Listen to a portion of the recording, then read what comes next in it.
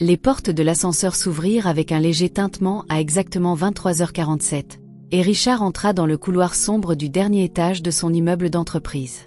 Ses pas résonnaient sur le marbre tandis qu'il se dirigeait vers son bureau, mallette à la main, prêt à récupérer des documents importants qu'il avait oubliés plus tôt. L'équipe de nettoyage aurait dû terminer des heures auparavant, laissant l'immeuble vide à l'exception du personnel de sécurité. Mais en approchant de son bureau d'angle, il entendit quelque chose qui lui glaça le sang. Le bruit de sanglots étouffés se mêlait à des chuchotements désespérés. « Ne pleure pas, Lily. Maman a dit qu'on devait être forte. Mais je suis si fatiguée, Rose. Mes mains me font mal à force de frotter. » Richard s'immobilisa devant la porte de son bureau, la main suspendue au-dessus de la poignée. Ses voix, elles semblaient être celles d'enfants. De jeunes enfants. Son cœur se mit à battre plus vite alors qu'il poussait lentement la porte. Et ce qu'il vit à l'intérieur le fit douter de tout ce qu'il croyait savoir sur son monde parfaitement organisé. 2 petites filles, âgées d'Ax en grave peine 10 ans, étaient à 4 pattes, en train de frotter le sol de son bureau. Leurs vêtements, trop grands pour leur frêle silhouette, pendaient comme des habits de seconde main. Leurs cheveux bruns étaient tirés en arrière en queue de cheval désordonnée, et leurs petites mains étaient rouges et à vif à cause des produits chimiques de nettoyage. L'une des filles avait des larmes qui coulaient sur ses joues, tandis que l'autre essayait de réconforter sa sœur, toutes deux travaillant frénétiquement pour nettoyer l'immense espace du bureau. « Qui êtes-vous » La voix de Richard sortit plus sèchement qu'il ne l'avait voulu, et les 2 filles sursautèrent, la peur emplissant leurs grands yeux bruns. Elles serrèrent leurs chiffons de nettoyage comme des boucliers, reculant jusqu'à heurter le mur. « S'il vous plaît, ne renvoyez pas maman », murmura la plus courageuse des jumelles, la voix tremblante. Elle est vraiment malade, mais elle ne voulait pas perdre son travail. On s'est bien nettoyé, je vous promets. On ne fera pas d'erreur. La mallette de Richard glissa de ses doigts et heurta le sol avec un bruit sourd. Ses enfants étaient là, seuls à minuit, effectuant un travail éreintant que des adultes auraient eu du mal à accomplir. « Où est votre mère ?» demanda-t-il, essayant d'adoucir sa voix. « Elle a de la fièvre, » dit l'autre jumelle, essuyant son nez du dos de la main. « Elle a vomi toute la journée, mais elle a dit que M. Johnson la renverrait si elle ne venait pas travailler. Alors, on est venu à sa place. On l'a regardée nettoyer pendant des mois. On sait quoi faire. » Le bureau sembla soudain trop petit, trop chaud. Richard desserra sa cravate en regardant ces 2 petites filles courageuses, prêtes à sacrifier leur enfance pour sauver le travail de leur mère. « Comment vous appelez-vous » ? « Je m'appelle Rose, » dit la première jumelle, protégeant toujours sa sœur. « Voici Lily. On a 9 ans. Enfin, presque 10 le mois prochain. »« Et le nom de votre mère ?» ?»« Sarah Chin, » répondit Rose. « Elle nettoie votre immeuble depuis 2 ans. Elle dit toujours que vous êtes un homme gentil parce que vous laissez parfois des mots de remerciement. » Richard se souvenait de ses notes. Il avait commencé à les laisser après avoir remarqué à quel point son bureau était toujours impeccable, tout soigneusement rangé. Il n'avait jamais rencontré Sarah en personne, mais il appréciait son travail.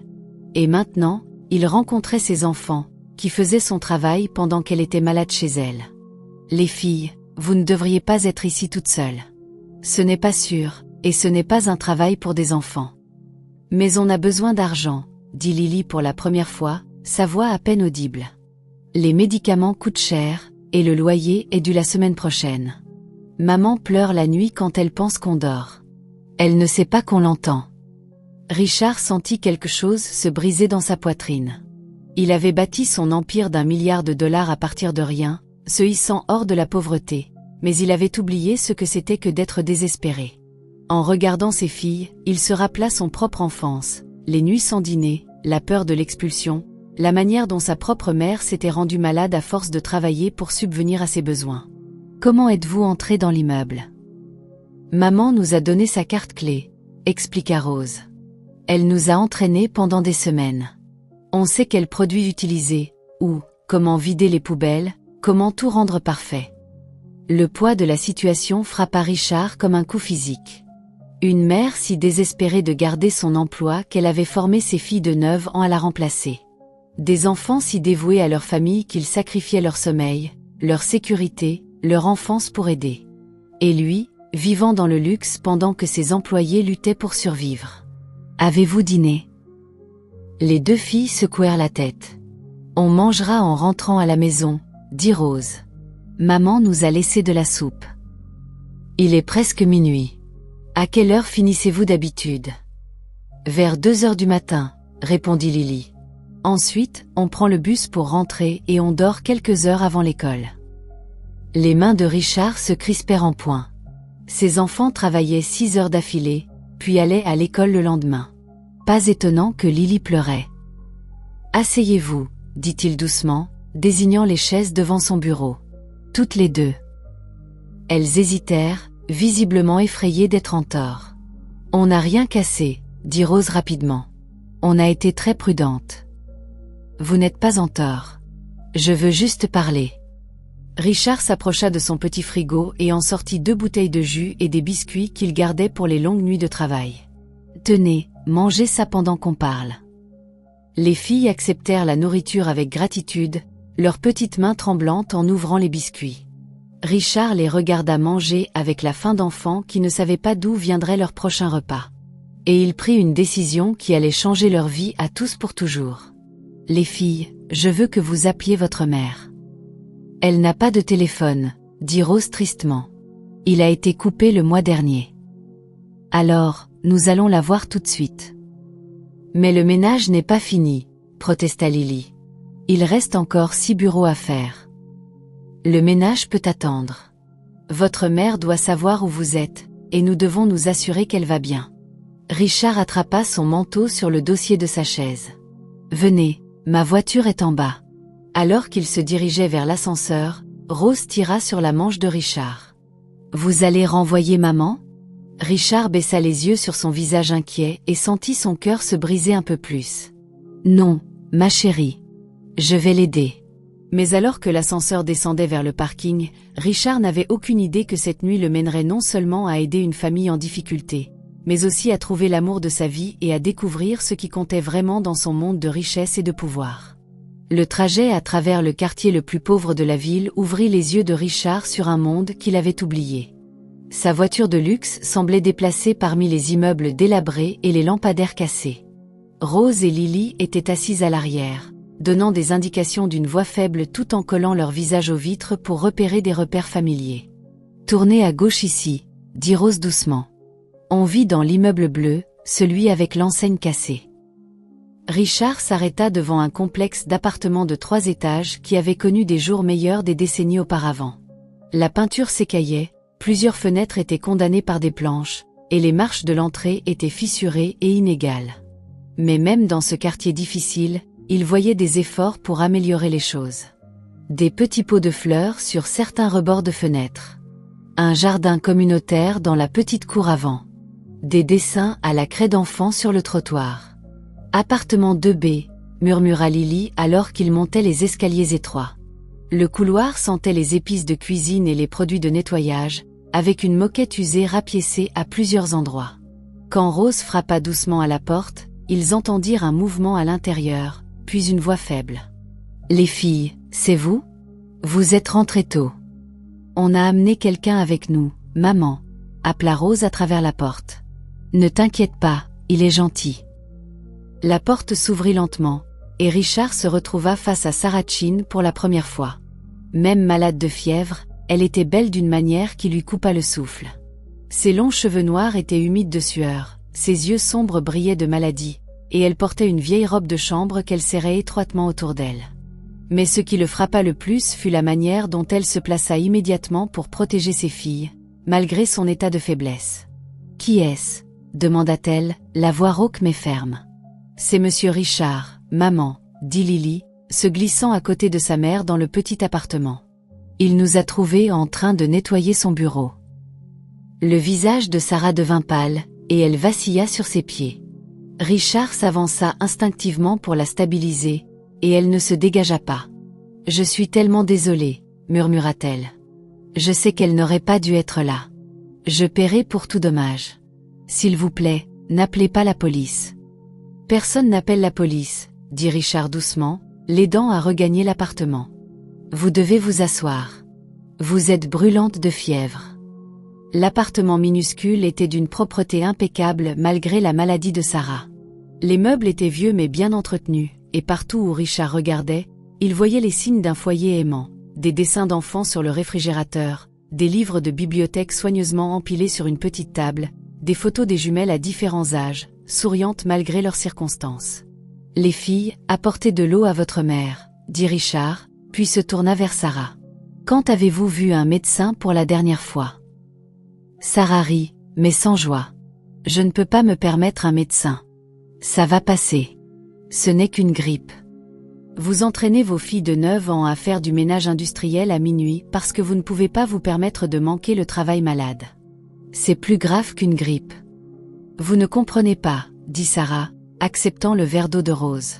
J'ai travaillé si dur pour garder ce travail. Si Monsieur Johnson découvre que j'ai envoyé des enfants me remplacer, il me renverra et appellera probablement les services sociaux. On pourrait me prendre mes filles. Richard s'assit sur le petit canapé à côté d'elle, notant comment elle essayait de maintenir une distance malgré sa faiblesse. Je ne laisserai pas cela arriver, mais j'ai besoin de comprendre votre situation. Depuis combien de temps luttez-vous ainsi ? Sarah resta silencieuse un long moment, regardant ses filles s'installer par terre avec des livres de coloriage. Leur père est parti quand elles avaient 3 ans, dit-elle enfin. Il ne supportait pas d'avoir des jumelles. Il disait que c'était trop de responsabilités. J'avais un bon travail à l'époque, comme gestionnaire de bureau pour une petite entreprise. Mais quand elles ont eu 6 ans, Lily est tombée gravement malade. Elle avait besoin d'une opération et de mois de traitement. Quel type d'opération ? Une chirurgie cardiaque.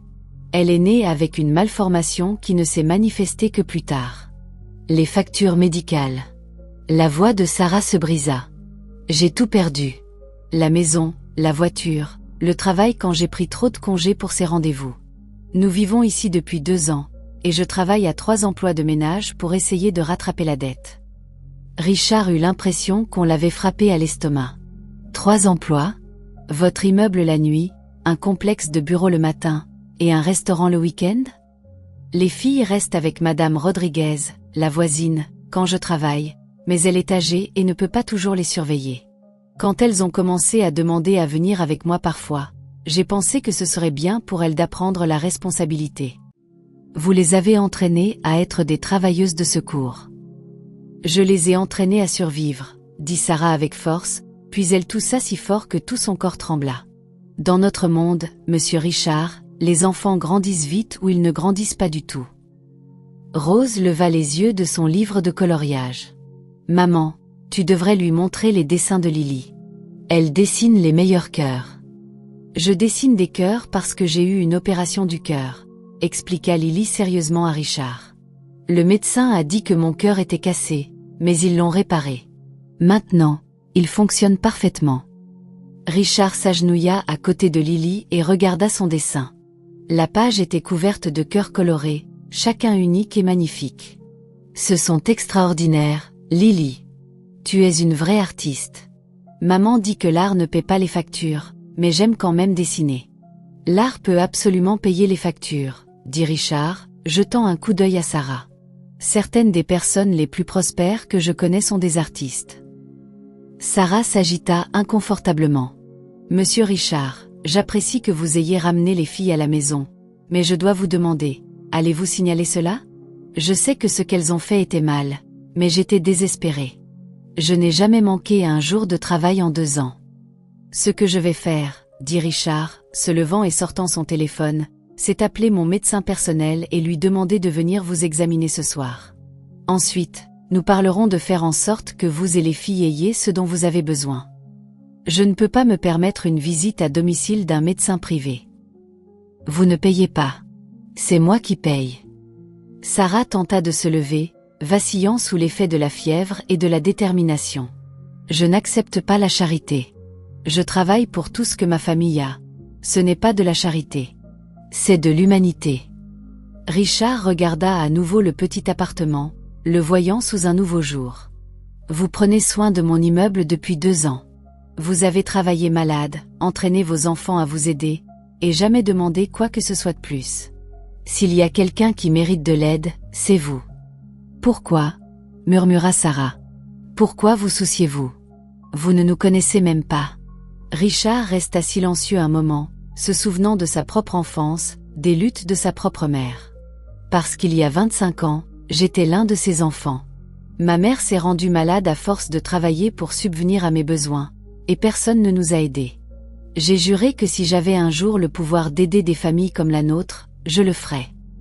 Les jumelles levèrent les yeux de leur coloriage, sentant l'importance du moment.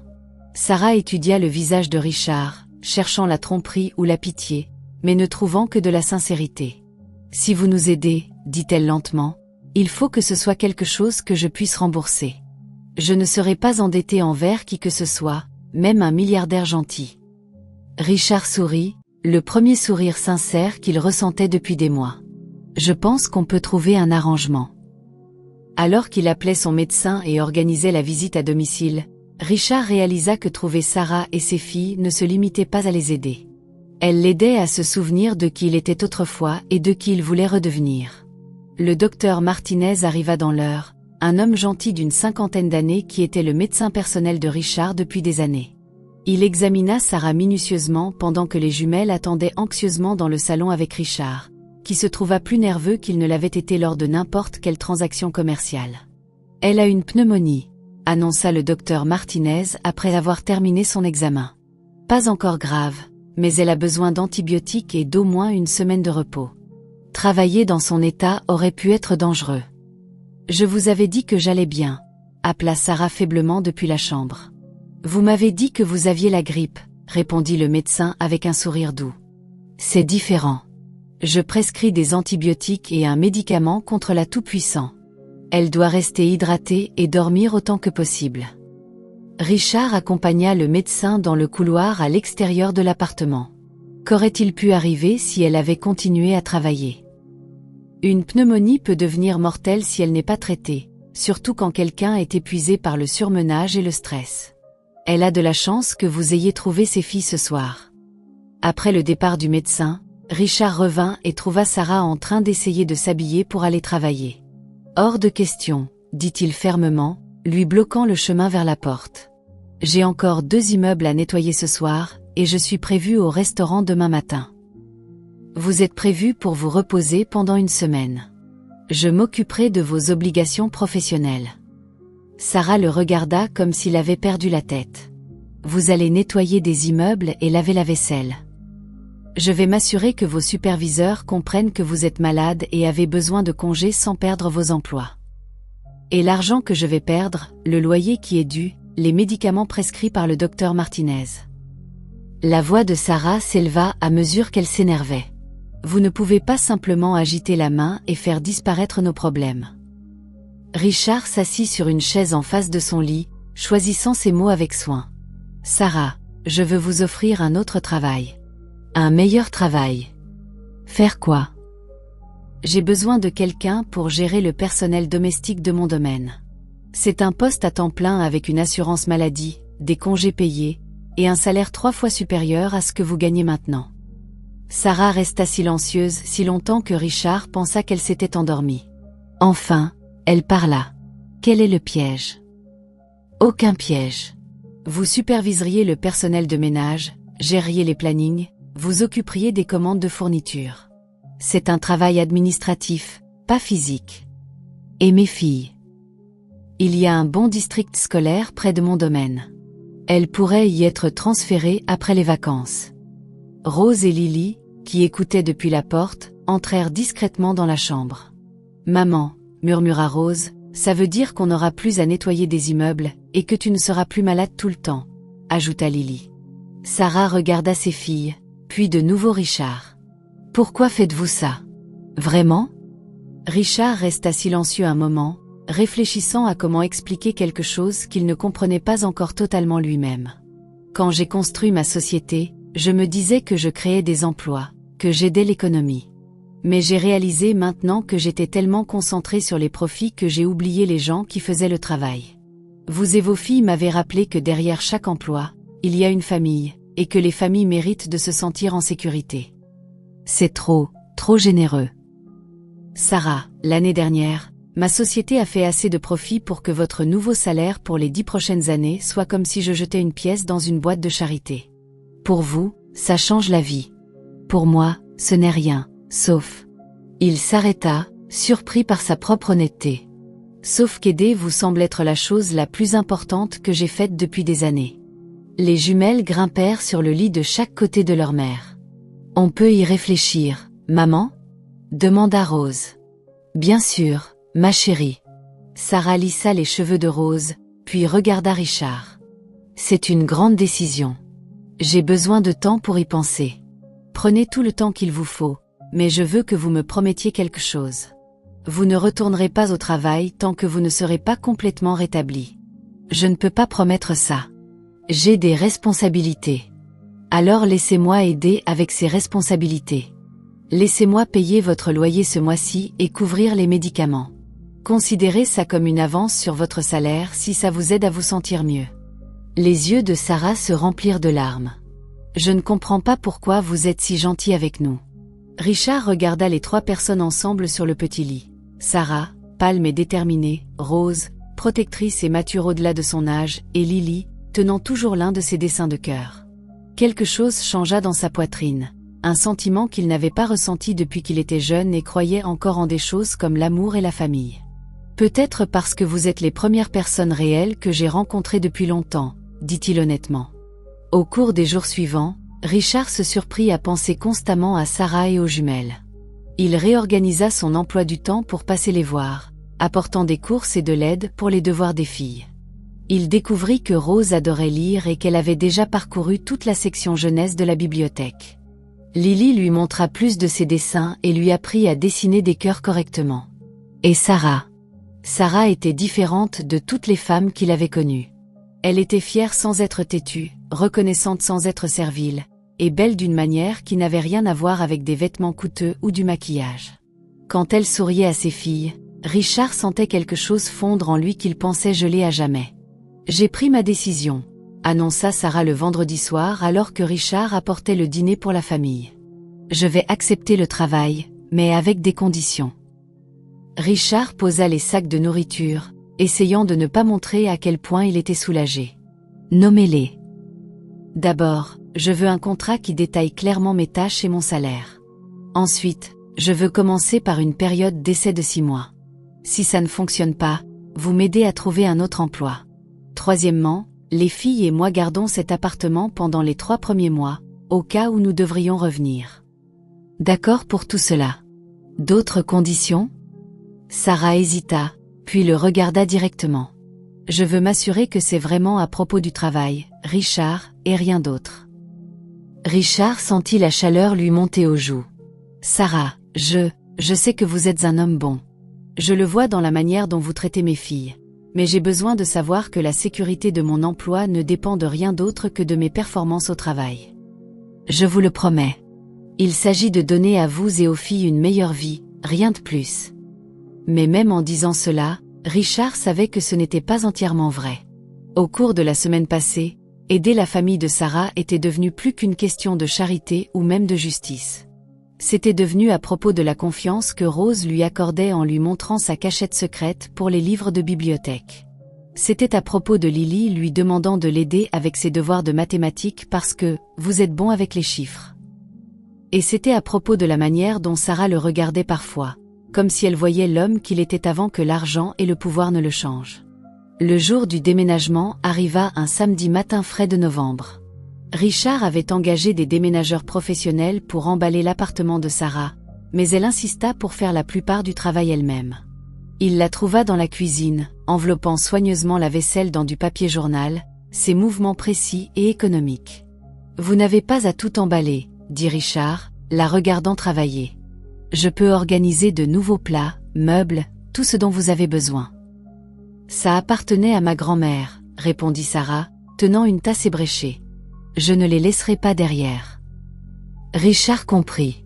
Il avait grandi assez pauvre pour savoir que quand on n'a pas grand-chose, tout ce qu'on possède a une signification particulière. Bien sûr, je suis désolé.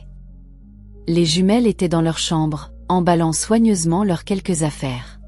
Richard pouvait les entendre discuter de quels animaux en peluche étaient les plus importants et quels livres elles ne pouvaient absolument pas laisser derrière. Toute leur vie tenait dans 4 boîtes en carton. « Vous êtes nerveuse ?» demanda Richard à Sarah alors qu'elle continuait d'emballer. Terrifiée, admit-elle. Je n'ai jamais vécu ailleurs qu'en ville. Je n'ai jamais travaillé dans la maison de quelqu'un. Et si je fais des erreurs? Et si les filles ne s'intègrent pas dans leur nouvelle école? Elles vont adorer l'école. Il y a des programmes d'art pour Lily et une bibliothèque incroyable pour Rose. Et vous ne ferez pas d'erreur, parce que vous êtes la personne la plus compétente que je connaisse. Sarah s'arrêta dans son emballage. Comment pouvez-vous dire ça? Vous me connaissez à peine.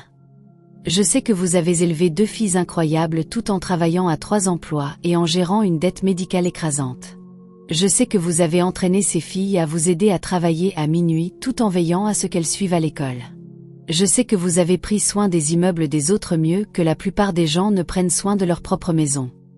Richard s'approcha, regardant ses mains travailler. J'en sais assez. Madame Rodriguez apparut à la porte, les larmes dans ses yeux âgés. Vous allez tellement me manquer, les filles, dit-elle, serrant Rose et Lily dans ses bras alors qu'elles sortaient de leur chambre avec leurs boîtes emballées. On viendra vous voir, Madame Rodriguez, promit Rose. Et on vous écrira des lettres. Maman a dit que vous lui aviez appris à faire la meilleure soupe. Vous pouvez nous apprendre aussi, ajouta Lily, pour qu'on puisse la faire dans notre nouvelle maison. Bien sûr, Mija. Et souvenez-vous, si vous avez besoin de quoi que ce soit, appelez votre vieille voisine. Richard observa l'adieu émouvant et réalisa à quel point Sarah et les filles abandonnaient. Ce n'était pas juste un déménagement pour elles.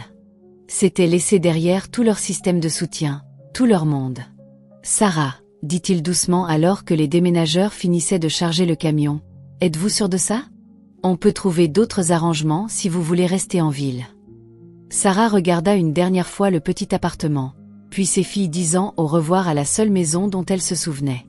Non, dit-elle fermement. C'est notre chance pour une meilleure vie. Je ne laisserai pas la peur nous arrêter.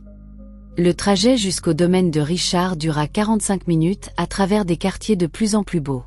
Les jumelles collèrent leurs visages aux vitres de la voiture, s'émerveillant devant les grandes maisons et les pelouses impeccables. Quand ils arrivèrent enfin sur la propriété de Richard, même Sarah resta bouche bée. Le domaine s'étendait sur 20 acres de collines vallonnées, avec une maison principale qui semblait sortie d'un film.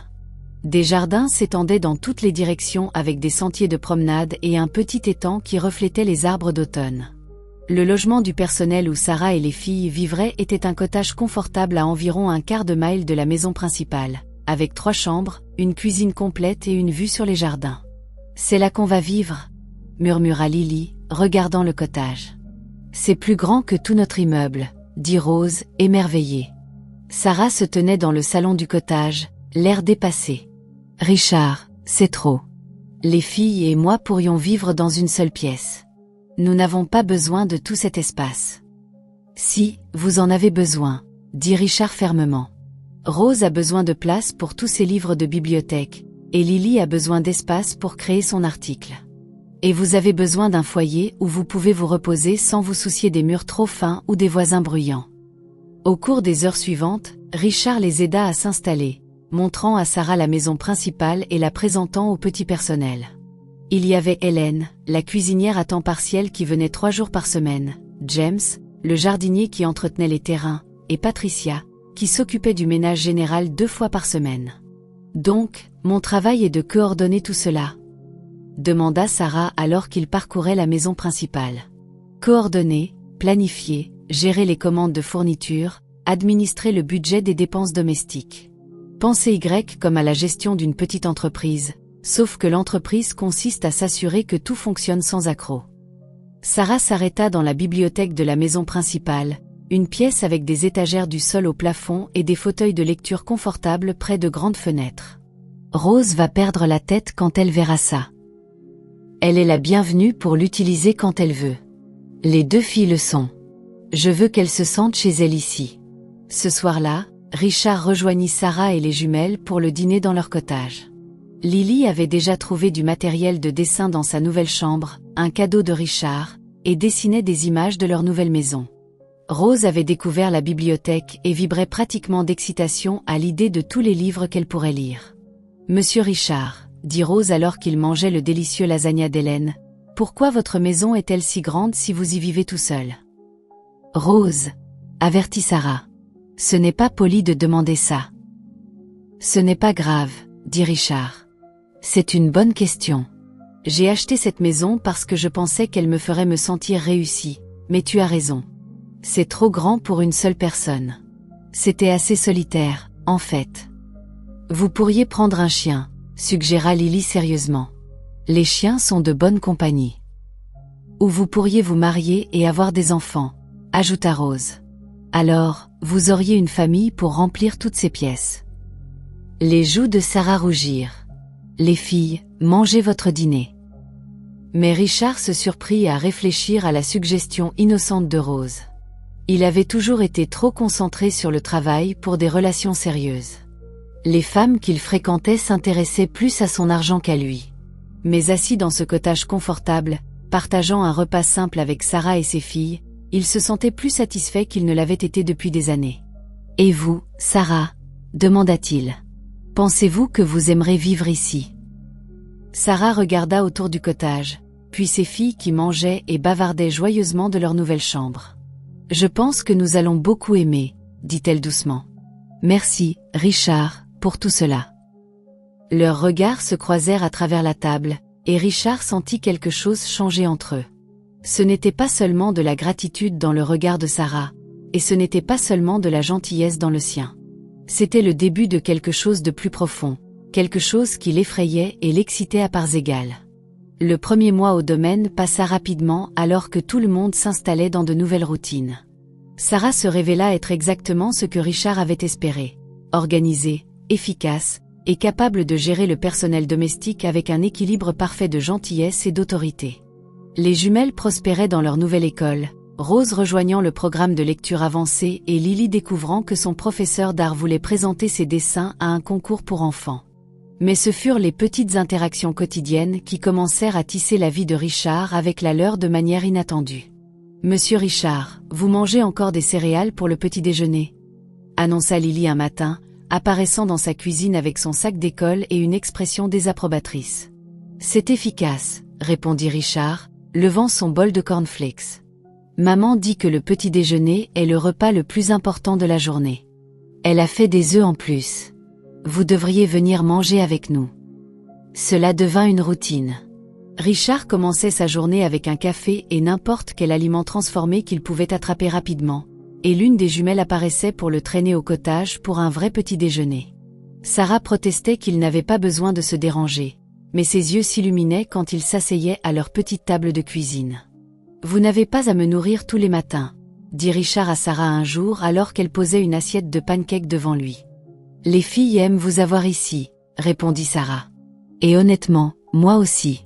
C'est agréable de cuisiner pour quelqu'un qui apprécie. Votre cuisine est incroyable. Où avez-vous appris ? » Ma grand-mère m'a appris. Elle disait que cuisiner, c'était plus que de la nourriture. C'était prendre soin des gens qu'on aime. Le mot « amour » resta suspendu dans l'air entre eux, les rendant soudain conscients de combien leur routine matinale était devenue domestique. Richard s'éclaircit la gorge et demanda à Rose des nouvelles de son dernier livre de bibliothèque, tandis que Sarah s'affaira à préparer les paniers repas des filles. Les soirées devinrent un autre moment partagé.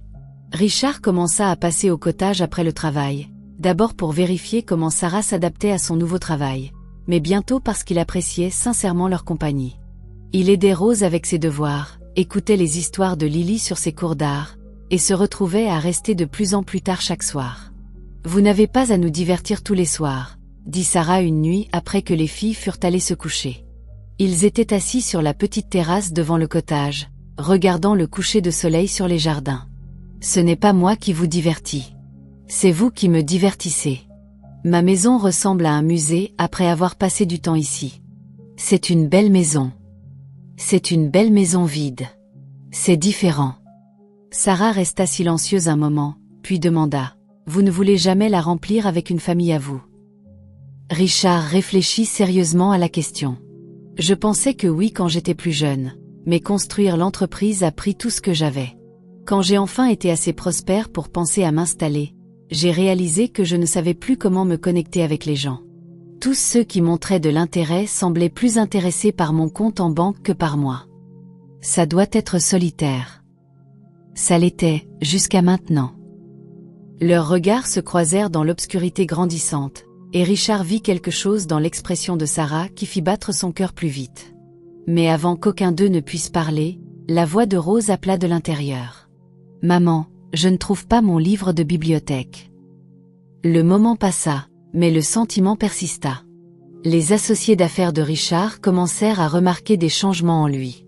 Il quittait le bureau plus tôt, passait plus de temps à travailler de chez lui, et semblait plus détendu pendant les réunions. « Tu es différent ces derniers temps », observa son partenaire commercial, Tom, pendant un déjeuner dans leur restaurant habituel et coûteux. « Plus humain. »« Merci, je crois, » répondit Richard. « Je suis sérieux.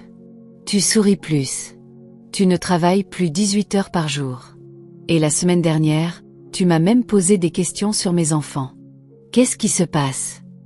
Richard hésita, puis opta pour l'honnêteté. « J'ai engagé une nouvelle gestionnaire domestique. Elle a des jumelles. Passer du temps avec elle m'a rappelé qu'il y a plus dans la vie que les rapports trimestriels. »« Ah » dit Tom avec un sourire entendu. « Elle est jolie, n'est-ce pas ? » ?»« Ce n'est pas comme ça. C'est une employée.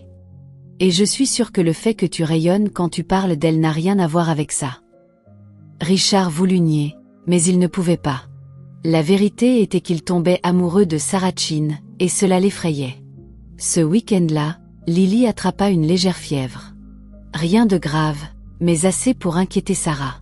Richard la trouva dans la chambre de Lily à minuit, assise près du lit, surveillant la température de sa fille. « Elle va bien », dit Sarah doucement quand elle le remarqua dans l'embrasure de la porte. « Juste un petit virus, mais je ne peux m'empêcher de m'inquiéter. » Après ce qui s'est passé avec son opération du cœur, je peux comprendre, dit Richard, s'asseyant sur la chaise en face du lit, gardant la voix basse pour ne pas réveiller Lily. Parlez-moi de cette période. Comment était-ce ? Sarah resta silencieuse si longtemps qu'il pensa qu'elle ne répondrait pas. Enfin, elle parla. C'était la pire période de ma vie. Lily était si petite, et elle ne comprenait pas pourquoi elle ne pouvait pas jouer comme les autres enfants. Le médecin a dit qu'on avait détecté le problème juste à temps, mais l'opération était risquée. J'ai passé 3 jours dans la salle d'attente de l'hôpital, priant n'importe qui m'écoutait. Vous étiez seul. Complètement seul. Leur père était déjà parti. Mes parents sont morts quand j'étais jeune, et je n'avais pas d'amis proches. Il n'y avait que moi et Rose, qui n'avait que 6 ans et était terrifiée à l'idée que sa sœur puisse mourir. Richard sentit la colère monter dans sa poitrine à l'idée de Sarah affrontant cette crise seule. Et les factures médicales. Écrasantes. Même avec l'assurance, les coûts étaient énormes. C'est là que j'ai commencé à prendre du retard sur tout le reste. J'ai choisi de sauver la vie de ma fille, et je referai ce choix, mais ça a détruit notre stabilité financière. Ils restèrent assis dans un silence confortable, regardant Lily dormir paisiblement. Richard s'imagina ce que cela aurait été d'être là avec Sarah pendant ce moment terrifiant, de lui tenir la main dans la salle d'attente, d'aider à porter le fardeau de l'inquiétude et de la peur. « Sarah, » dit-il doucement, « je veux que vous sachiez que vous n'aurez plus jamais à affronter quelque chose comme ça seule. Si l'une des filles a besoin de soins médicaux, ou si vous avez besoin de quoi que ce soit, je suis là. » Richard, vous ne pouvez pas promettre des choses comme ça. Vous êtes mon employeur, pas mon... Pas votre quoi ? Sarah le regarda à travers la forme endormie de Lily, et dans la faible lumière de la lampe de chevet, Richard vit le même désir dans ses yeux qu'il ressentait dans son cœur. Pas ma famille, finit-elle doucement. Et si je voulais l'être ? La question resta suspendue entre eux comme un pont que ni l'un ni l'autre n'était sûr de devoir franchir. Avant que Sarah ne puisse répondre, Lily bougea dans son sommeil, et le moment passa. Mais quelque chose avait changé entre eux. Quelque chose d'irréversible. Le lendemain matin, la fièvre de Lily était tombée, et elle était redevenue elle-même, pleine d'énergie. Au petit déjeuner, elle annonça qu'elle voulait montrer à Richard son dernier dessin. « C'est une image de notre famille », dit-elle fièrement, tenant un dessin coloré de 4 bonhommes allumettes devant une maison. « C'est moi, Rose et maman, expliqua-t-elle, pointant 3 personnages. Et c'est vous, parce que vous prenez le petit déjeuner avec nous tous les jours, alors vous faites partie de notre famille maintenant. La gorge de Richard se serra en regardant le dessin. Dans les yeux innocents de Lily, il n'était pas juste leur employeur ou leur bienfaiteur. C'était la famille. « Je peux le garder ?» demanda-t-il.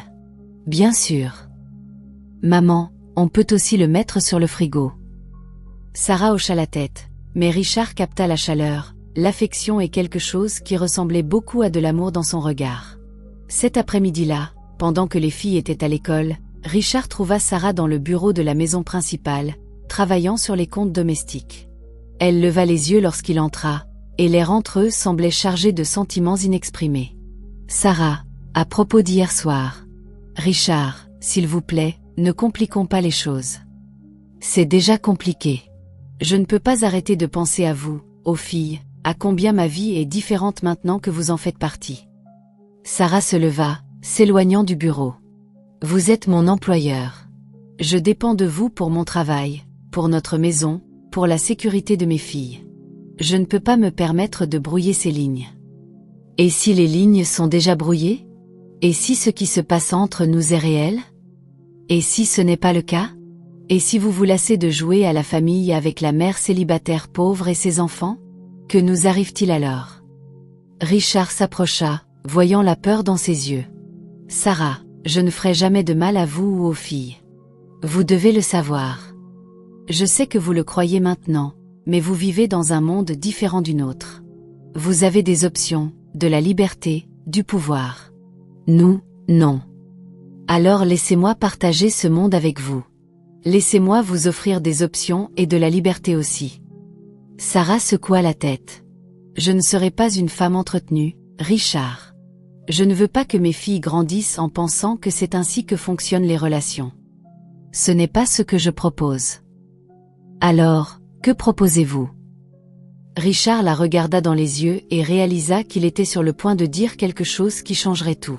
« Je vous offre mon cœur, Sarah. Tout entier, pour toujours. » Le bureau devint silencieux, sauf pour le tic-tac de l'horloge ancienne sur la cheminée.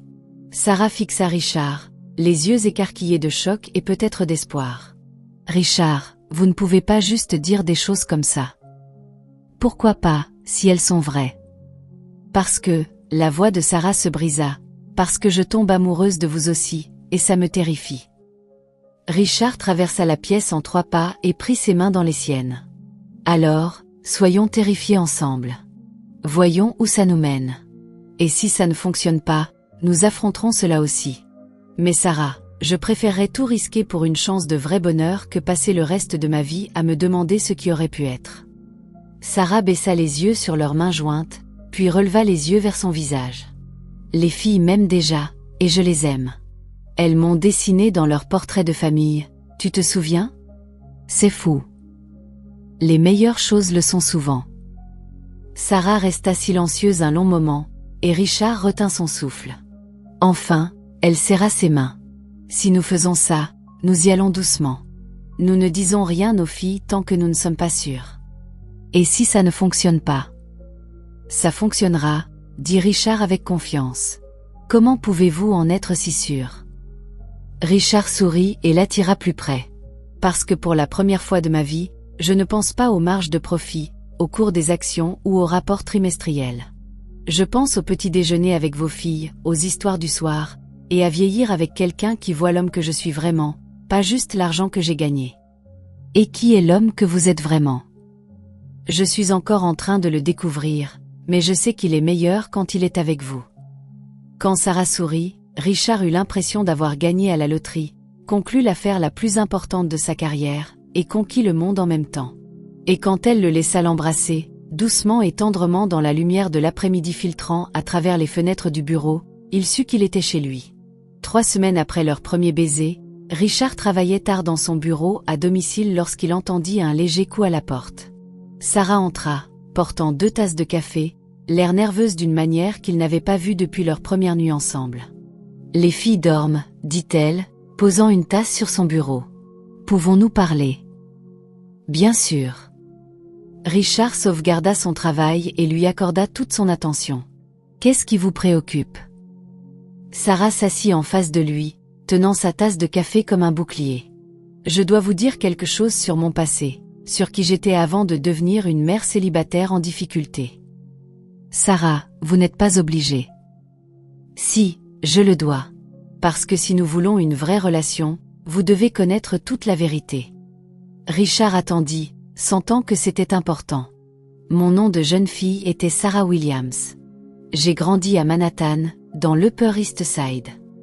Les sourcils de Richard se levèrent. C'était l'un des quartiers les plus riches de la ville. Mon père était un banquier d'investissement prospère. Ma mère venait d'une vieille fortune. J'ai fréquenté des écoles privées, passé mes étés dans les Hamptons, et j'avais un fonds fiduciaire qui m'aurait assuré une vie confortable. Que s'est-il passé? Sarah posa sa tasse de café et le regarda directement. Je suis tombée amoureuse du mauvais homme. Tony Chin était tout ce que mes parents détestaient. Classe ouvrière, sans diplôme universitaire, ambitieux, mais d'une manière qu'ils ne comprenaient pas. Il essayait de lancer sa propre entreprise de construction, travaillant 18 heures par jour pour bâtir quelque chose à partir de rien. Comment vous êtes-vous rencontrés? Il rénovait la cuisine de la maison de mes parents. J'étais à la maison pour l'été, revenue de l'université, et j'étais fascinée par quelqu'un qui travaillait de ses mains, qui construisait quelque chose de réel au lieu de juste manipuler de l'argent sur papier. Richard pouvait imaginer une Sarah plus jeune, privilégiée et protégée, tombant amoureuse d'un homme travailleur qui représentait tout ce que son monde n'était pas. Mes parents étaient furieux quand ils ont découvert que nous sortions ensemble. Ils ont menacé de me couper les vivres, de me déshériter. Ils disaient que Tony n'en voulait qu'à mon argent, mais vous l'avez épousé quand même. Je l'ai fait, et mes parents ont tenu leur promesse. Ils m'ont complètement coupé. Pas de fonds fiduciaires, pas d'héritage, pas de contact. Ils ont dit que si je voulais vivre comme les gens ordinaires, je pouvais survivre comme eux. La voix de Sarah était ferme, mais Richard pouvait voir la douleur dans ses yeux, même après toutes ces années. Étiez-vous heureuse au début? Très heureuse. L'entreprise de Tony commençait à réussir, et je suis tombée enceinte des jumelles. Nous avons acheté une petite maison à Queens, et je pensais que nous construisions la vie parfaite. J'avais tout ce que je voulais. Un mari qui m'aimait, des bébés en route, et la satisfaction de savoir que nous réussissions par nous-mêmes. Quand les choses ont-elles changé? Quand les filles sont nées, Tony a réalisé à quel point les enfants pouvaient être coûteux. Puis, quand elles avaient 3 ans, son entreprise a traversé des moments difficiles. Il a commencé à travailler plus longtemps, à être plus stressé, à boire plus, et il a commencé à m'en vouloir. Pourquoi? Parce que je ne pouvais pas aider financièrement comme une autre femme aurait peut-être pu. J'avais été élevée pour être décorative, pas pratique. Je n'avais pas de compétences professionnelles ni d'expérience de travail. Quand Tony avait besoin d'une partenaire qui pouvait contribuer aux revenus, j'étais inutile. Richard voulut l'interrompre pour lui dire qu'elle n'était pas inutile, mais il voyait qu'elle avait besoin de finir son histoire. La goutte d'eau a été la maladie cardiaque de Lily. Quand nous avons découvert qu'elle avait besoin d'une opération, Tony a regardé les factures médicales et a dit qu'il ne pouvait pas gérer. Il a dit qu'il m'avait épousée en pensant que j'apportais de l'argent, et qu'au lieu de ça, je lui avais tout coûté. Il vous a laissé affronter l'opération de votre fille seule. Il a fait son sac cette nuit-là et a dit qu'il allait chercher du travail dans un autre état. Il enverrait de l'argent quand il pourrait, mais il ne pouvait pas regarder sa fille souffrir pour quelque chose qu'il ne pouvait pas réparer. La voix de Sarah se brisa enfin. Il n'a jamais envoyé d'argent. Nous n'avons plus jamais eu de ses nouvelles. Richard sentit la rage monter dans sa poitrine. Sarah, je suis tellement désolée. Le pire, c'est qu'il n'avait pas tout à fait tort. J'avais été protégée et peu pratique. Je ne savais pas comment subvenir aux besoins de ma famille quand ils avaient besoin de moi. Alors, j'ai appris. J'ai pris tous les emplois que je pouvais trouver, appris à faire un budget, à faire des sacrifices, à me battre pour chaque dollar. Je suis devenue la femme dont j'avais besoin d'être. Vous êtes devenue incroyable. Sarah parut surprise. Je suis devenue désespérée. Vous êtes devenue forte, débrouillarde, dévouée. Vous avez sauvé la vie de votre fille et élevé 2 enfants extraordinaires dans des circonstances impossibles. Ce n'est pas du désespoir. C'est de l'héroïsme. Ils restèrent silencieux un moment, et Richard assimila tout ce qu'elle lui avait raconté. Sarah, Puis-je vous poser une question? Bien sûr. Regrettez-vous parfois d'avoir abandonné votre vie privilégiée pour l'amour? Sarah réfléchit sérieusement à la question. Je regrette d'avoir fait confiance à quelqu'un qui n'en était pas digne. Je regrette de ne pas avoir été mieux préparée à prendre soin de moi et de mes enfants. Mais est-ce que je regrette d'avoir choisi l'amour plutôt que l'argent? Jamais. Même après tout ce que j'ai traversé. Surtout après tout ce que j'ai traversé. L'argent ne vous rend pas l'amour, Richard. Il ne vous tient pas dans ses bras quand vous avez peur, ne rit pas à vos blagues, ne dessine pas des images pour mettre sur le frigo. Richard se leva et s'assit à côté d'elle. C'est pourquoi vous aviez si peur de vous engager avec moi? Parce que je suis riche. En partie. J'avais peur que vous pensiez que j'en voulais à votre argent, comme Tony pensait que je courais après le sien. Et j'avais peur que si vous perdiez intérêt, je perde tout à nouveau. Mon travail, notre maison, la sécurité de mes filles. Sarah, regardez-moi. Richard prit ses mains dans les siennes. Votre passé, l'argent de vos parents, rien de tout cela ne m'importe, sauf qui vous êtes maintenant. Vous ne dépendez de moi pour rien. Vous êtes ici parce que vous avez choisi de l'être, travaillant à un emploi que vous avez gagné par vos propres compétences et votre dévouement. Mais si nous sommes ensemble, c'est parce que nous nous aimons. Tout le reste, le travail, la maison, la sécurité financière reste inchangé, quoi qu'il arrive entre nous personnellement.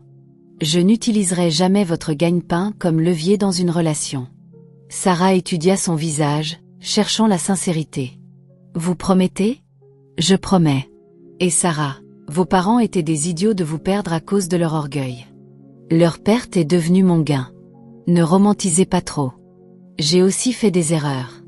J'étais naïve et peu préparée à la vraie vie. Vous étiez jeune et amoureuse. Il n'y a rien de mal à ça. Parfois, je me demande à quoi aurait ressemblé ma vie si j'étais restée dans le monde de mes parents. Si j'avais épousé quelqu'un qu'ils approuvaient, quelqu'un avec de l'argent et des relations. Auriez-vous été heureuse? Sarah réfléchit. À l'aise? Peut-être. En sécurité? Certainement. Mais heureuse?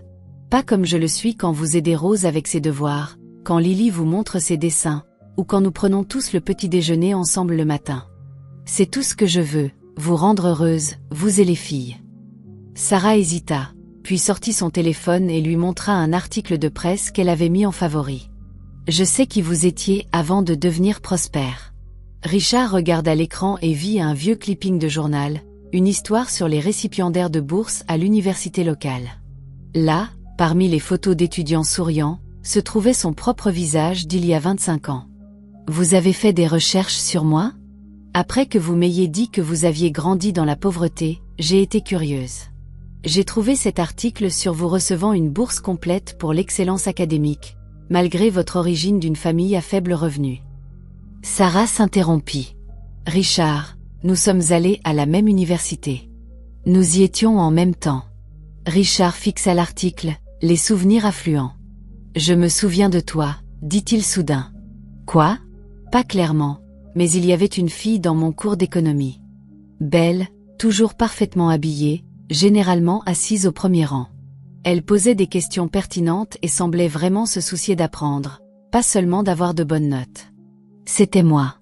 Et je me souviens de toi aussi, le garçon sérieux qui s'asseyait toujours au fond, qui ne parlait jamais sauf si le professeur t'interpellait directement, mais qui comprenait clairement la matière mieux que quiconque dans la salle. Pourquoi n'as-tu jamais rien dit quand nous nous sommes rencontrés? Je veux dire, parce que tu étais ce puissant milliardaire et moi, ta femme de ménage. Je pensais que tu ne te souviendrais pas. Et même si c'était le cas, je n'étais plus la même personne que tu aurais pu connaître à l'université. Richard posa le téléphone et attira Sarah plus près. Tu es exactement la même personne. Gentille, intelligente, belle. Tu es juste devenue plus forte. Trouves-tu cela étrange que nous nous soyons connus avant et que maintenant nous soyons ici? Je trouve ça parfait. Peut-être étions-nous destinés à nous retrouver. Peut-être l'étions-nous. Sarah acquiesça doucement. Ce soir-là, alors que Richard rentrait dans son manoir vide, il réalisa que découvrir le passé de Sarah n'avait pas changé ses sentiments pour elle. Cela ne faisait que l'aimer davantage. Elle avait tout abandonné pour l'amour une fois et avait perdu. Cette fois, il était déterminé à s'assurer qu'elle gagne. Décembre apporta la première neige à la propriété, et avec elle, une chaleur dans le cottage qui n'avait rien à voir avec la cheminée. Richard était devenu une partie intégrante de la routine quotidienne de la famille, d'une manière qui semblait naturelle et juste.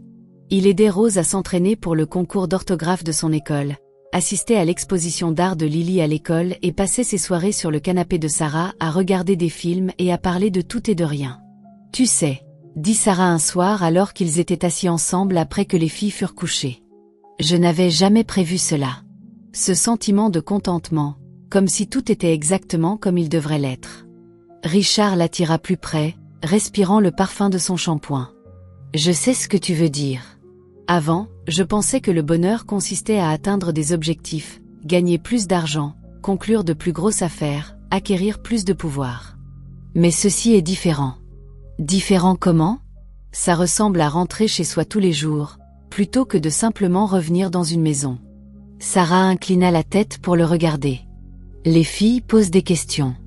Quel genre de questions ? Rose m'a demandé hier si tu allais être leur beau-père.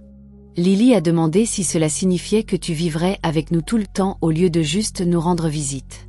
Le cœur de Richard s'emballa. Que as-tu répondu ? Je leur ai dit que les adultes ont parfois besoin de temps pour comprendre les choses, mais que quoi qu'il arrive, tu seras toujours important pour notre famille. Et que veux-tu leur dire ? Sarah resta silencieuse un moment. Je veux leur dire que j'espère que oui. Que j'espère que tu voudras officiellement faire partie de notre famille, pas seulement être quelqu'un qui nous rend visite. Sarah, je ne veux rien d'autre que de t'épouser et devenir légalement le beau-père des filles. Je veux me réveiller dans la même maison que toi chaque matin et m'endormir à tes côtés chaque nuit. Mais Richard soupira. Mais j'ai peur d'aller trop vite. Tu as été blessé auparavant par quelqu'un qui a fait des promesses qu'il n'a pas tenues. Je ne veux pas que tu penses que je te presse pour quelque chose dont tu n'es pas prête. Et si je te disais que je suis prête ? Et si je te disais que je n'ai jamais été aussi sûre de quoi que ce soit dans ma vie ? Richard se tourna pour lui faire face complètement. Dis-tu ce que je pense que tu dis ? Je dis que je t'aime, Richard. Pas ton argent, pas ta maison, pas la sécurité que tu apportes. J'aime l'homme qui se lève tôt pour faire des pancakes avec mes filles. J'aime la façon dont tu écoutes quand Rose lit ses histoires à voix haute, et la manière dont tu encadres chaque œuvre d'art que Lily crée.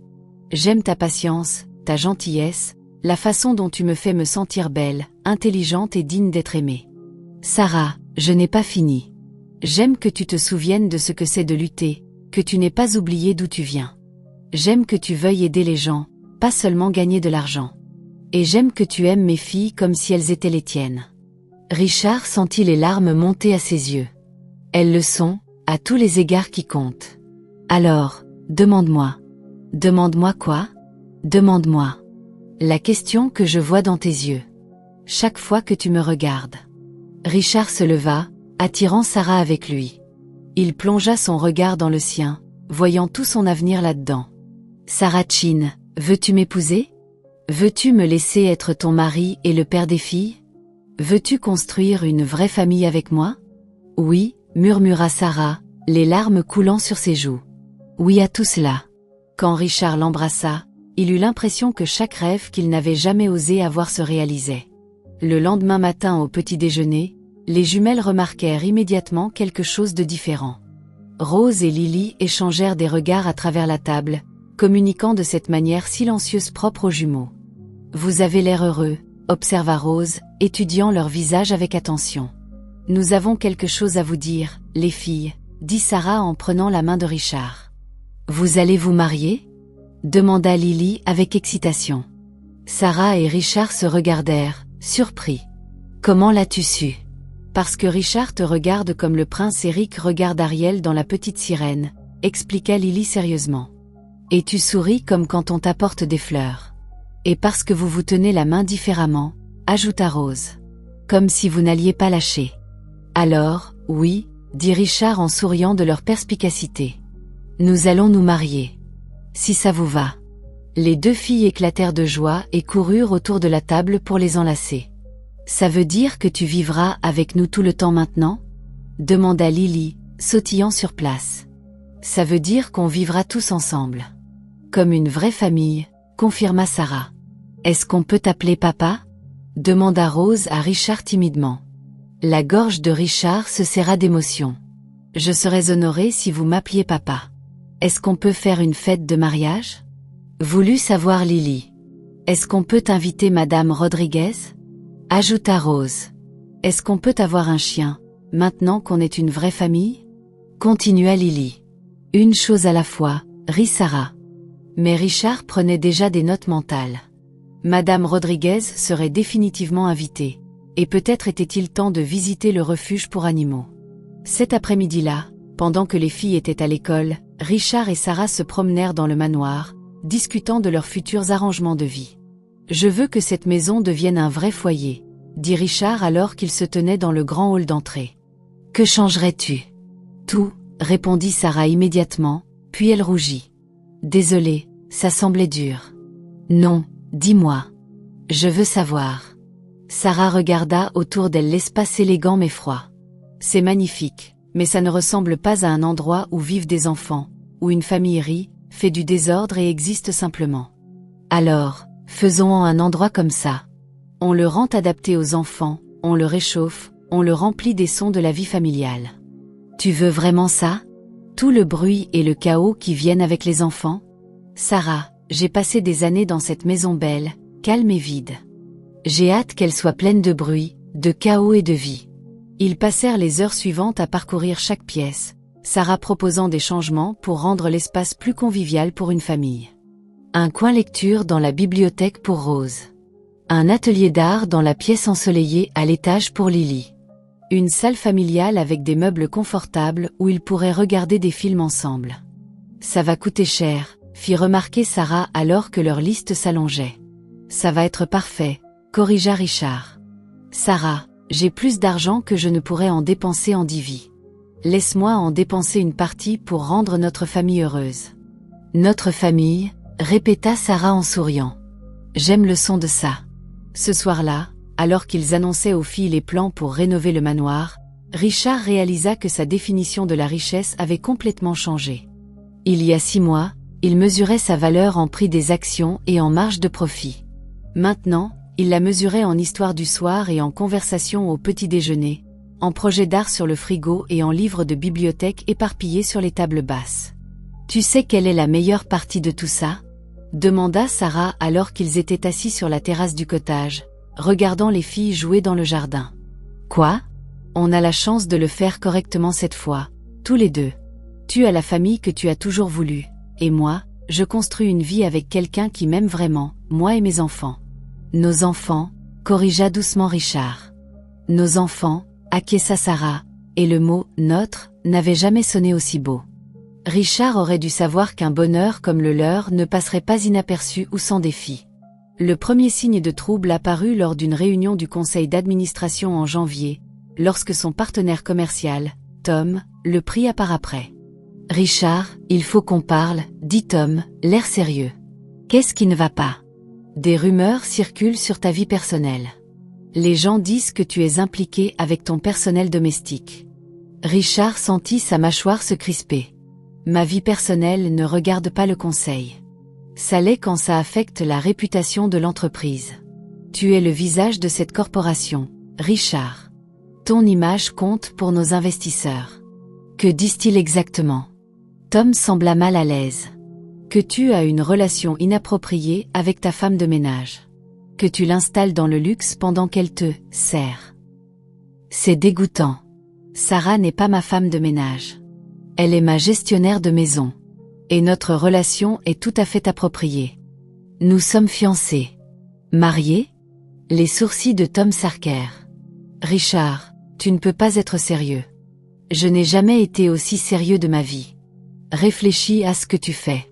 Cette femme nettoyait des immeubles il y a 6 mois. Elle a 2 enfants. Pas d'éducation, pas de statut social. Que vont penser les gens? Je me fiche de ce que pensent les gens. Eh bien, tu devrais. Margaret Whitman pose des questions sur ta situation domestique. Elle s'inquiète de l'image de l'entreprise.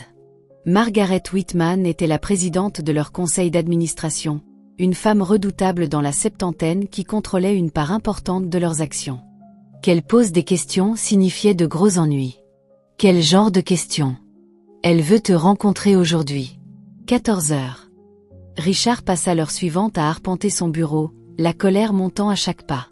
Il avait travaillé pendant 15 ans pour bâtir son entreprise, mais l'idée que quelqu'un manque de respect à Sarah lui donnait envie de tout abandonner. À 14 heures précises, Margaret Whitman entra dans son bureau. C'était une femme élégante qui imposait le respect par sa seule présence. Mais Richard n'avait jamais aimé sa froideur ni son obsession pour les apparences. « Richard », dit-elle en s'installant dans le fauteuil face à son bureau. « Nous devons discuter de tes choix récents. Si tu fais référence à mes fiançailles avec Sarah, je suis heureux d'en parler. » « Fiançailles ?» Les sourcils parfaitement dessinés de Margaret se haussèrent. « J'espérais que les rumeurs étaient exagérées. Les rumeurs sont probablement pires que la vérité. Sarah est une femme incroyable dont j'ai la chance de vouloir épouser. Richard, je te connais depuis que tu étais un jeune homme débutant. Tu as toujours été intelligent, concentré, ambitieux. Je ne comprends pas ce qui t'est arrivé.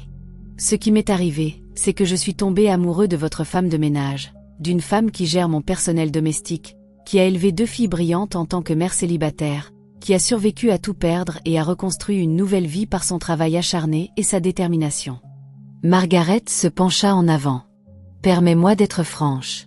Le conseil s'inquiète de ton jugement. Sortir avec des employés est déjà problématique, mais épouser quelqu'un si loin en dessous de ton statut social et économique soulève de sérieuses questions sur ton leadership. » « En dessous de mon statut ?» La voix de Richard était dangereusement basse. « Tu sais ce que je veux dire. Elle n'a pas d'éducation, de relations, ni d'expérience dans notre monde. Elle sera un fardeau lors des événements corporatifs, incapable de tenir des conversations avec les épouses des clients, ignorant les attentes sociales. Elle a un diplôme de l'Université de Columbia. Elle a grandi dans l'Upper East Side. Elle a probablement de meilleures connexions sociales que la plupart des membres de notre conseil. » Margaret sembla surprise. « Je ne savais pas, car tu n'as pas pris la peine de découvrir qui elle est vraiment avant de la juger. Tu as vu une mère célibataire faisant des travaux de ménage et tu as supposé qu'elle était ignorante et inadaptée. Même ainsi, Richard, les apparences comptent. Les gens penseront qu'elle est une opportuniste qui t'a piégé avec ses enfants. Alors, les gens sont idiots et je m'en fiche. » L'expression de Margaret se durcit. « Tu devrais t'en soucier, car le conseil est prêt à demander un vote de défiance si tu poursuis ce mariage. » Richard sentit le sang se retirer de son visage. Un vote de défiance pourrait le destituer de son poste de PDG de sa propre entreprise. « Tu ne peux pas être sérieuse. Nous avons construit cette entreprise ensemble, Richard. Je ne te laisserai pas la détruire pour une lubie avec une femme inappropriée. Sarah est la meilleure chose qui me soit jamais arrivée. Elle est une distraction qui affecte ton jugement. Regarde-toi. Tu quittes le travail plus tôt, tu manques des réunions importantes, tu refuses des invitations sociales qui pourraient bénéficier à l'entreprise. Tu priorises cette femme et ses enfants par tes responsabilités. Je priorise ma famille par la politique d'entreprise. Elle n'est pas encore ta famille. Et si tu es intelligent, elle ne le sera jamais. » Richard se leva, les poings serrés. « Sors de mon bureau. Richard, réfléchis bien à ce que tu choisis. Tu as travaillé toute ta vie d'adulte pour construire cette entreprise. Es-tu vraiment prêt à tout jeter pour une femme que tu connais depuis 6 mois ? Je suis prêt à tout abandonner pour la femme que j'aime et la famille que je veux construire avec elle. Alors, tu es un idiot. » Margaret se leva et se dirigea vers la porte. « Le conseil se réunit vendredi prochain. Je te suggère de reprendre tes esprits d'ici là. » Après son départ, Richard s'effondra dans son fauteuil, regardant par la fenêtre la skyline de la ville qu'il avait conquise. Tout ce pourquoi il avait travaillé était menacé, et il devait faire un choix impossible. Sa carrière ou son cœur. Ce soir-là, il rentra au cottage, portant le poids du monde. Sarah vit son visage et envoya les filles dans leur chambre pour faire leurs devoirs. « Que s'est-il passé ?» demanda-t-elle en le tirant sur le canapé à côté d'elle.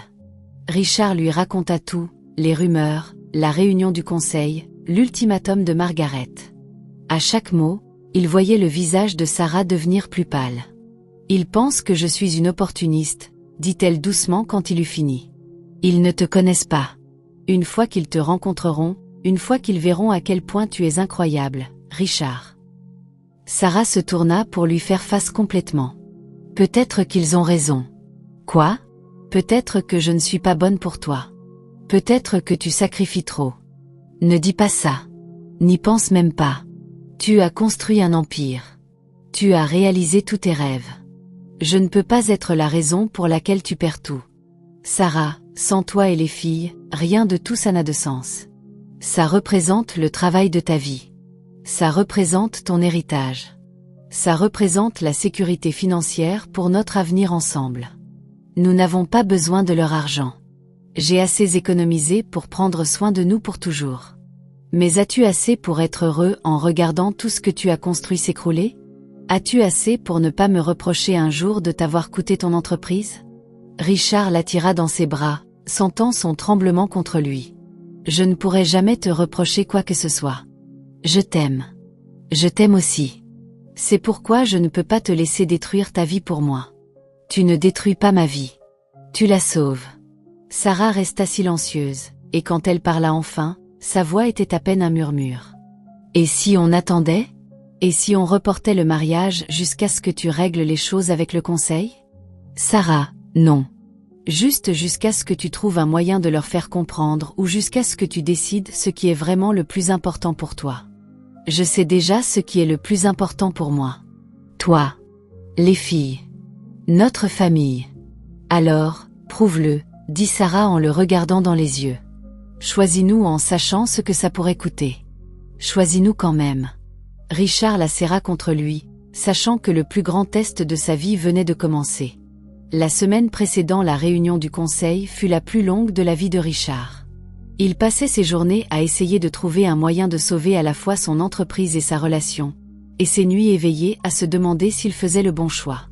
Sarah était devenue silencieuse et distante malgré ses tentatives pour la rassurer.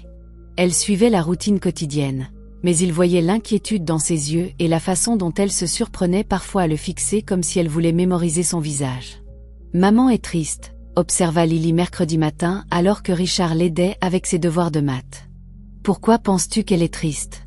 Elle a la même expression que lorsque nous vivions dans l'ancien appartement et qu'elle avait peur pour l'argent, comme si elle essayait de nous protéger de quelque chose de mauvais. » Rose leva les yeux de son livre. « Est-ce que vous avez des problèmes avec maman? » Le cœur de Richard se serra. « Nous réglons des affaires d'adultes, ma chérie. Mais quoi qu'il arrive, je vous aimerai toujours, toi et ta sœur, et je serai toujours là pour vous. Mais tu ne vas peut-être pas épouser maman? Je veux épouser votre maman plus que tout au monde. Mais parfois, la vie devient compliquée parce que tu es riche et qu'on était pauvre avant? » demanda Rose avec cette franchise qui le surprenait toujours. « Parce que certaines personnes pensent que ça compte plus que ça ne devrait. » « Ça ne compte pas pour nous, » dit Lily fermement. « On t'aime parce que tu es gentil, que tu fais de bons pancakes et que tu écoutes nos histoires. Et je vous aime parce que vous êtes intelligente, drôle et gentille, pas à cause de l'argent que votre papa a. » Si seulement son conseil d'administration pouvait voir le monde à travers les yeux des enfants. Jeudi soir, Richard prit sa décision. Il trouva Sarah dans la petite cuisine du cottage, nettoyant des assiettes déjà propres, une habitude nerveuse qu'il avait remarquée lorsqu'elle était bouleversée. « Sarah, nous devons parler. » Elle se tourna vers lui, un torchon dans les mains. « Je sais. J'y ai réfléchi aussi. Je ne te renonce pas, » dit Richard avant qu'elle ne puisse parler. « Je me fiche de ce que le conseil dit ou fait. Je me fiche si je perds l'entreprise. Je vais t'épouser et nous serons une famille. » Les yeux de Sarah se remplirent de larmes. « Richard, tu ne comprends pas ce que tu abandonnes. Je comprends exactement ce que j'abandonne, une vie froide et vide, centrée uniquement sur l'argent et le pouvoir. Ce que je gagne vaut tellement plus. Et si tu regrettes? Et si dans 5 ans tu me regardes et regrettes d'avoir fait un choix différent? » Richard traversa la cuisine et prit ses mains, encore humides d'avoir fait la vaisselle. « Sarah, dans 5 ans, je regarderai Rose diplômée du lycée et j'aiderai Lily à préparer son entrée à l'école d'art. Je rentrerai dans une famille qui m'aime pour qui je suis, pas pour ce que j'ai accompli. J'aurai construit quelque chose de plus précieux que n'importe quelle entreprise, une vie pleine d'amour, de rire et du bonheur que je ne savais même pas exister. Mais le travail de ta vie, mon travail de vie commence maintenant. Il ne s'agit pas de construire un empire commercial. Il s'agit de construire une famille, d'élever des enfants qui savent qu'ils sont aimés, et de passer chaque jour avec la femme qui me donne envie d'être un meilleur homme. Sarah se pencha contre lui, et il sentit une partie de sa tension s'évanouir. Es-tu sûr? Je n'ai jamais été plus sûr de quoi que ce soit. Le lendemain matin, Richard s'habilla soigneusement pour ce qui pourrait être sa dernière réunion du conseil en tant que PDG. Il embrassa Sarah pour lui dire au revoir, serra les filles dans ses bras et conduisit jusqu'en ville, étrangement calme. La salle du conseil était tendue lorsqu'il arriva. Margaret Whitman était assise à l'extrémité de la longue table de conférence, flanquée des autres directeurs. Richard prit sa place habituelle et attendit. « Richard, commença Margaret. As-tu reconsidéré ta position concernant ta situation personnelle? » « Je l'ai, » répondit Richard calmement. « J'ai décidé que si ce conseil ne peut pas accepter la femme que j'aime comme faisant partie de ma vie, alors ce n'est pas l'entreprise que je veux diriger. » Des murmures parcoururent la table. Le visage de Margaret resta impassible. « Donc, tu choisis cette femme par l'entreprise que tu as construite. »« Je choisis l'amour par la peur, » dit Richard fermement. « Je choisis une vie qui compte qu'une vie qui ne fait que de l'argent. » Richard, Tom prit la parole depuis l'autre côté de la table. « Peut-être qu'on peut trouver un compromis. Et si tu gardais ta relation privée? Et si tu ne l'épousais pas mais continuais votre arrangement? » « Mon arrangement ?» La voix de Richard était mortellement calme. « Tu veux dire, et si je continuais à utiliser Sarah pour mon plaisir personnel sans lui donner le respect et l'engagement qu'elle mérite? » Ce n'est pas ce que je voulais dire. C'est exactement ce que tu voulais dire. Et c'est exactement le genre de pensée qui prouve que ce conseil ne comprend rien au caractère ou à l'intégrité. Margaret se pencha en avant. « Richard, sois pratique. Tu peux avoir ta relation sans l'engagement public du mariage. Beaucoup d'hommes prospères maintiennent des arrangements privés. Arrêtez. » Richard se leva, sa chaise raclant le sol. « Je ne le dirai qu'une fois, et ensuite j'en aurai fini avec cette conversation. Sarah Chin est la femme la plus remarquable que j'ai jamais rencontrée. Elle est brillante, compatissante, forte et belle. Elle a élevé 2 filles incroyables tout en surmontant des obstacles qui auraient brisé la plupart des gens. Elle n'est pas un arrangement, ni une maîtresse, ni un plaisir coupable. Elle est la femme que j'aime, et dans 2 semaines, elle sera ma femme. » La salle devint silencieuse. Richard regarda autour de la table les visages qui lui avaient autrefois semblé importants et qui maintenant lui semblaient petits et mesquins. « De plus, continua-t-il, toute entreprise qui me demanderait de choisir entre le succès professionnel et le bonheur personnel n'est pas une entreprise dont je veux être associé. Voici donc ce qui va se passer. Je passe PDG avec effet immédiat. » Les membres du conseil commencèrent à parler en même temps, mais Richard leva la main pour demander silence. « Je vends également ma participation majoritaire dans l'entreprise. Margaret, puisque tu sembles si préoccupée par le leadership, peut-être aimerais-tu me racheter. Je suis sûr que tu dirigeras les choses exactement comme tu penses qu'elles devraient l'être. » « Richard, ne sois pas hâtif, » dit Margaret, mais il pouvait voir le calcul dans ses yeux. Elle voulait le contrôle de l'entreprise depuis des années. « Je ne suis pas hâtif. Je suis libre. » Richard rassembla ses documents et sa mallette. « Mon avocat vous contactera pour les conditions de la vente. Bonne chance avec l'entreprise. » En se dirigeant vers la porte, Tom l'appela. « Richard, réfléchis à ce que tu fais. Tu abandonnes tout ce pour quoi tu as travaillé. » Richard s'arrêta et se retourna. « Non, Tom. Je marche vers tout ce que j'ai toujours voulu, mais que j'avais trop peur de saisir. » Il quitta la salle du conseil sans regarder en arrière. Le trajet jusqu'à chez lui fut le plus long et le plus court de sa vie. Lorsqu'il arriva au cottage, la nouvelle s'était déjà répandue. Son téléphone vibrait avec des appels de journalistes, d'investisseurs et de contacts professionnels, mais il les ignora tous ignorés. Sarah l'accueillit à la porte, le visage pâle d'inquiétude. « Les nouvelles disent que tu as démissionné de ton entreprise. »« Je l'ai fait, » dit Richard. « Non, tu ne peux pas avoir fait ça pour moi. »« Je ne l'ai pas fait pour toi, » dit Richard, l'attirant dans ses bras. « Je l'ai fait pour nous, pour notre famille, pour la vie que je veux construire avec toi. Mais ton entreprise, le travail de ta vie. Mon travail de vie est de t'aimer et d'élever nos filles ensemble.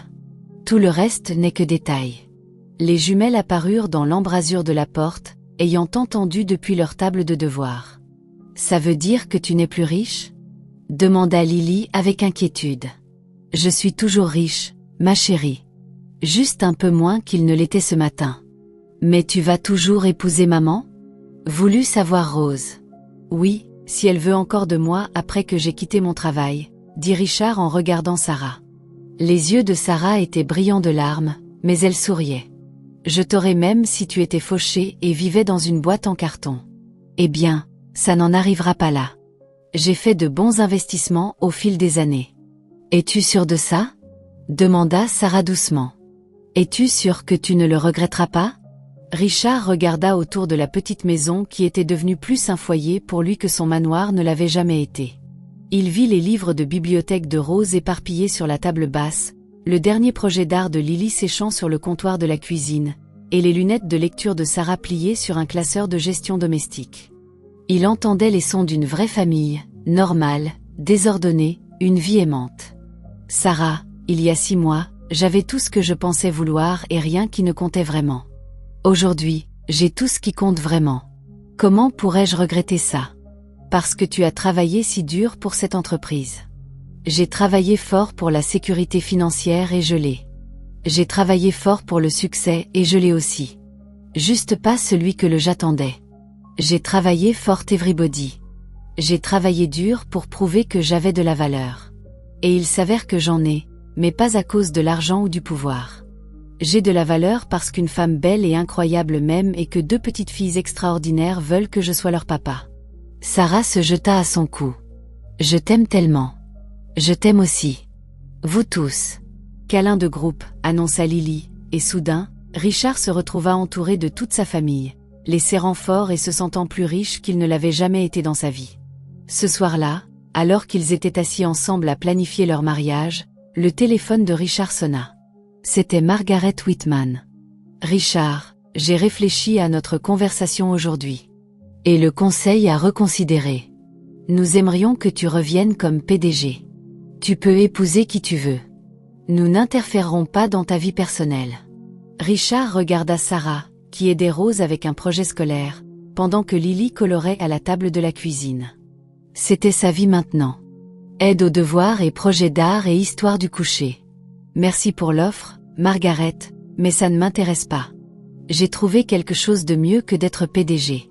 Quoi de mieux que de diriger une entreprise de milliards de dollars? Être un mari et un père, dit Richard et il raccrocha le téléphone. 2 heures plus tard, alors qu'il bordait les filles dans leur lit dans le cottage, qu'il quitterait bientôt pour le manoir, Rose le regarda avec des yeux sérieux. « Papa, » dit-elle, essayant le mot. « Oui, ma chérie. Je suis content que tu nous aies choisis. »« Je suis content que vous m'ayez choisi aussi, » répondit Richard. Et il le pensait de chaque fibre de son être. 6 mois plus tard, Richard se tenait dans le jardin de sa propriété, regardant les ouvriers apporter les dernières touches à l'installation du mariage. Des chaises blanches alignées en rangées parfaites faisaient face à une arche couverte des fleurs préférées de Sarah. Le manoir derrière eux avait été transformé en un foyer chaleureux et accueillant avec des rires d'enfants résonnant dans les pièces où Rose et Lily vivaient maintenant. « Tu deviens nerveux ?» demanda Demain, apparaissant à côté de Richard. Malgré leur désaccord sur la situation du conseil, leur amitié avait survécu et Tom servait de témoin à Richard. « Pas nerveux », répondit Richard, ajustant sa cravate. « Excité. Je te dois des excuses, » dit Tom doucement. « À propos de ce qui s'est passé avec le conseil ? J'avais tort de penser que tu faisais une erreur. Qu'est-ce qui t'a fait changer d'avis ? » Tom sourit. « Rencontrer ta famille. Sarah est incroyable et ses filles, elles t'adorent. Je peux voir pourquoi tu les as choisies. Je ne les ai pas choisies par l'entreprise, corrigea Richard. J'ai choisi l'amour par la peur. La meilleure décision que j'ai jamais prise.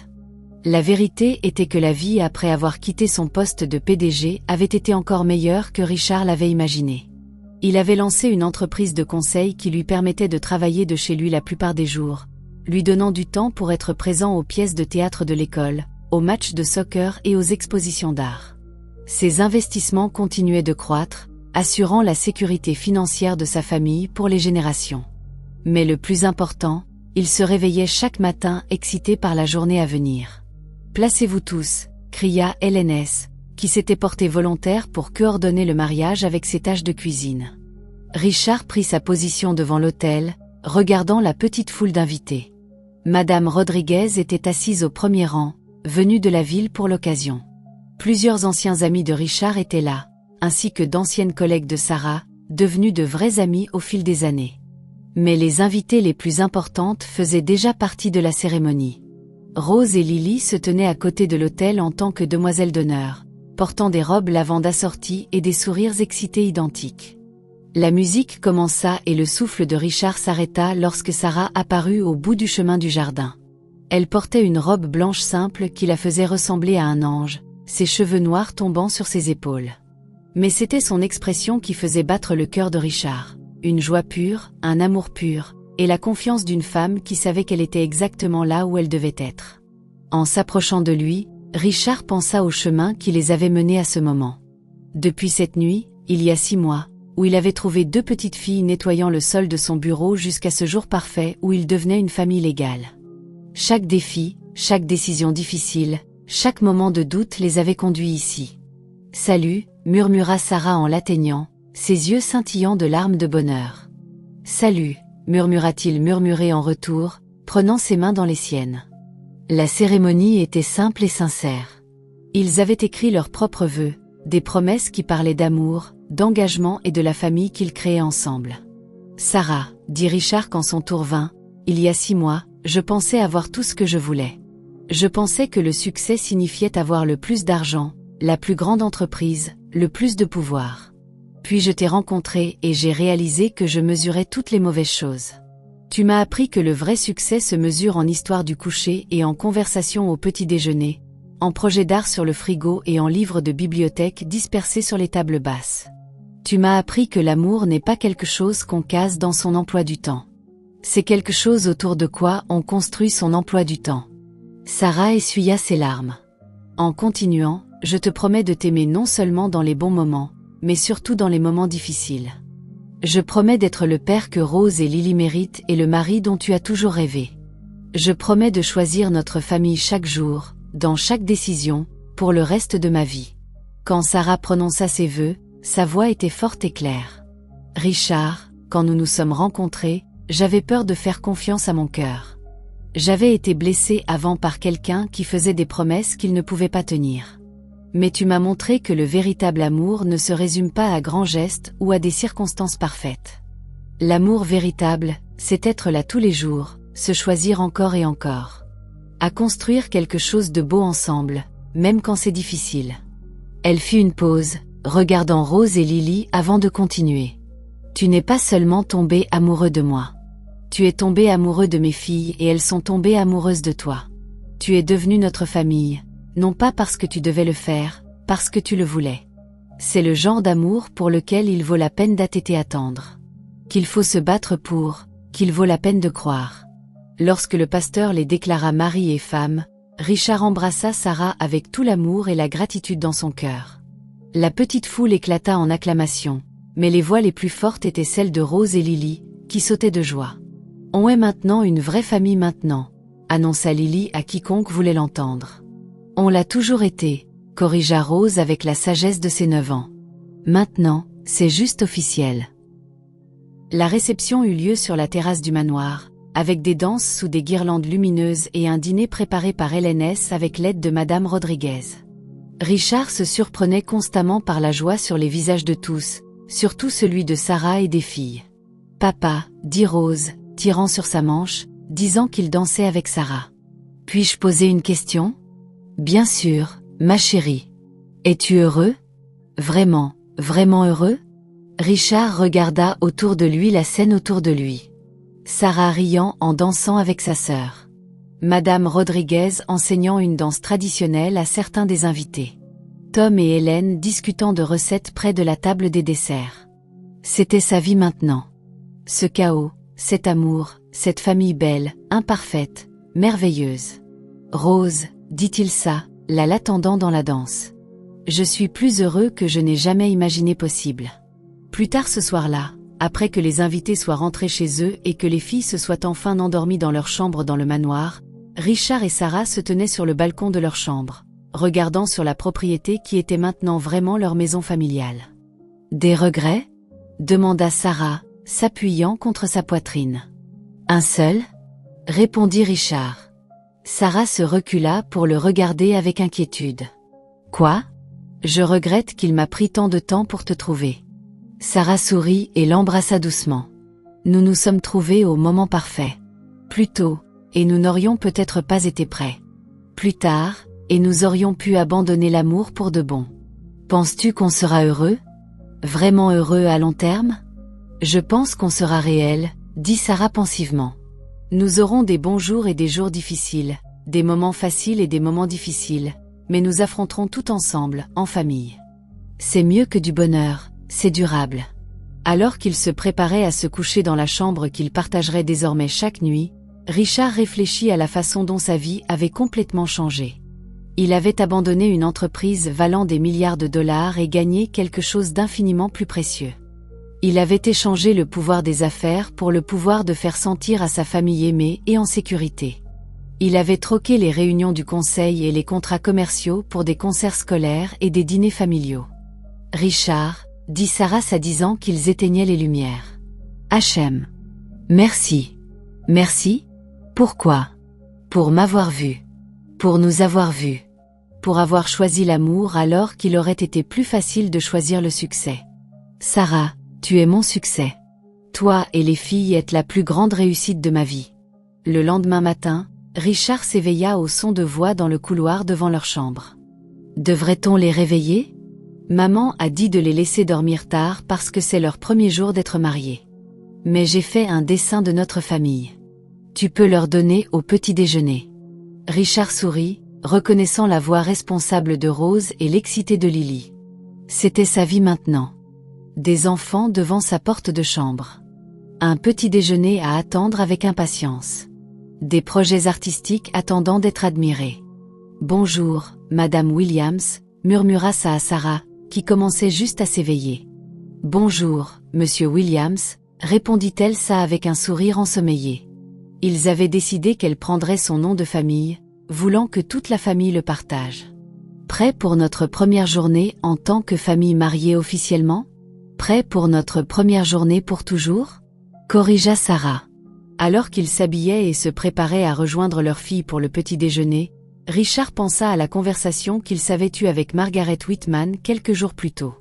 Elle avait appelé pour lui dire que son ancienne entreprise avait des difficultés sans son leadership et pour demander s'il envisagerait de revenir. « Je construis maintenant quelque chose de mieux qu'une entreprise », lui avait-il dit. « Je bâtis un héritage qui compte vraiment. » Qu'est-ce que ça veut dire ? Ça veut dire que dans 50 ans, personne ne se souviendra ni ne se préoccupera de nos profits trimestriels. Mais dans 50 ans, Rose et Lily se souderont encore qu'elles avaient un père qui les aimait inconditionnellement, qui était là pour chaque moment important de leur vie, qui leur apprenait que la famille passe avant tout. C'est le genre d'héritage que je veux laisser. Maintenant, en entendant ses filles glousser dans la cuisine et en sentant l'odeur du café de Sarasa, Richard savait qu'il avait fait le bon choix. Il avait trouvé son véritable trésor. Pas d'or, pas de bijoux, pas d'option d'action, mais la richesse simple et profonde d'être vraiment aimé et d'avoir une famille à aimer en retour. « Allez, papa », appela la voix de Lily depuis l'étage inférieur. « Le petit déjeuner est prêt. »« J'arrive, ma chérie », répondit Richard en retour, prenant la main de sa Sarah en tant qu'ils descendaient pour commencer leur première journée officielle en tant que famille Williams. En entrant dans sa maison où Rose et ses amis installaient la table avec une précision soigneuse, où la lumière du soleil clair et brillant, Richard et sa Sarah réalisèrent que certaines histoires ne se terminent pas par un « ils vécurent heureux pour toujours ». Les meilleures histoires se terminent par un « heureux pour toujours ». Chers lecteurs merveilleux, merci beaucoup d'avoir pris ce voyage avec Richard, Sarah, Rose et Lily. Leur histoire nous rappelle que la vraie richesse ne se mesure pas en dollars, mais dans l'amour que nous partageons et les familles que nous construisons. J'aimerais avoir de vos nouvelles. Quel a été votre moment préféré dans l'histoire d'amour de Richard et Sarah ? Vous êtes-vous reconnu dans l'un des personnages ? Avez-vous déjà dû choisir entre le succès et l'amour ? Qu'est-ce qui rend une famille vraiment riche, selon vous ? De plus, si vous étiez à la place de Richard, pensez-vous que vous auriez fait le même choix ? Était-il juste de renoncer à son entreprise pour l'amour, ou aurait-il dû y trouver un moyen de garder les deux? Partagez vos pensées dans les commentaires ci-dessous. Je lis chaque réponse, et vos idées m'inspirent toujours. Avec amour et gratitude, votre conteuse, Cœur Rouge.